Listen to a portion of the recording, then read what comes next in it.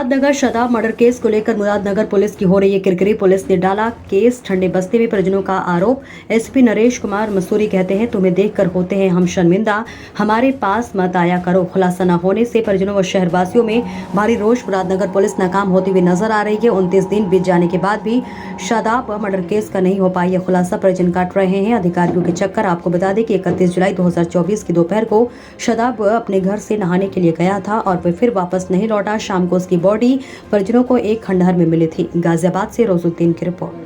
भैया आप थाने क्यों आए हो आज? हाँ जी, हम आए हैं। हमारे बेटे का खून कत्ल हो गया था 31/7/2024 को। उसके सिलसिले में हम यहाँ थाने आए हैं। अच्छा, बेटे का नाम क्या? बेटे का नाम है शादाब। अच्छा, आपका?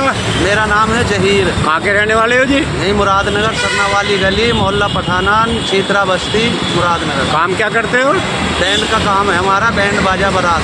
अच्छा, क्या हुआ जी, अब बताओ पूरा। और उसमें हुआ ये कि हमारा लड़का 11 बजे निकला था, नहाने के लिए गया था गुल्लू शाह पीर के पीछे 12 पे। वहीं पर जाकर एक फ़ोन आया कि आ जाओ हमारी बुकिंग कर लो। तो वो बुकिंग करने के लिए चल दिया। साथ में एक सागर नाम का लड़का है हरिजन का, उसे भी ले लिया कि मुझे घर छोड़ दियो। उसे घर छोड़ के बाज़ार में, और वो वहाँ बुकिंग करने भी नहीं गया, वहीं से वापस हो गया और वापस पहुँच गया। वापस पहुँच के उनने मोटरसाइकिल कुछ दूरी पे खड़ी करके वहाँ से पैदल गया घटना स्थल से। घटना स्थल पे पहुँच के उसको वहीं जो है करीब 1:30 बजे से 2 बजे के बीच में वहीं मार दिया गया। फिर हमारे पास फ़ोन करा शहजादे ने 6 बजे।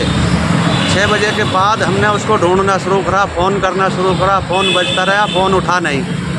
फ़ोन को हमने फिर ट्रेस पे लगवाया, उसकी लोकेशन पता करी, फिर उसको ढूंढा तो उसकी लोकेशन मिली। एनटीपीसी के पास एक वीरान का कोटरा पड़ा है, उस कोटरे में उसकी बॉडी मिली।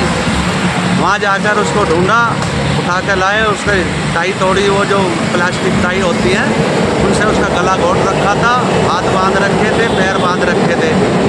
तो जैसे ही उसकी टाई तोड़ी तो उसने हिचकी ली।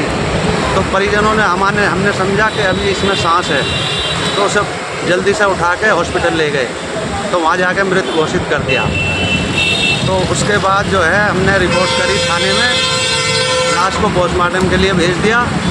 और फिर आके हमने अगले दिन लाश को जो है कब्रिस्तान में कंधों पर ले गए। बाप के कंधों पर बेटे का जनाजा दिए तो आपने पहली बार देखा होगा, फिल्मों में देखते हैं, लेकिन ये पहली बार देखा होगा। बहुत बड़ा दुख है, हमें ज़िंदगी भर का दुख है। लेकिन हमने पुलिस को रिपोर्ट करी, उन्होंने छानबीन करी। आज हमने जो है 27 तारीख है, 29 दिन हो गए, अभी तक कोई सुराग नहीं लगा। हमने एसीपी साहब के भी यहाँ शिकायत करी, डीसीपी साहब के भी पास गए, हम कमिश्नर साहब के पास भी गए, लेकिन कोई रिजल्ट नहीं मिला। आज हम फिर पुलिस इस विषय पे क्या कह रही है आपसे? पुलिस तो यही कह रही है कि हमने तो टीम लगा रखी है, हमारा तो काम शुरू है, लेकिन कोई सुराग नहीं मिल रहा। एसीपी साहब ने बहुत ही निराशाजनक बात करी हमसे कि भाई हम तो बड़े शर्मिंदा होते हैं जब तुम आते हो, और हमें तो इस केस से कमिश्नर साहब हटा दे तो बहुत अच्छा है। तो इससे इस बात को सुनकर हम बहुत निराश हो गए।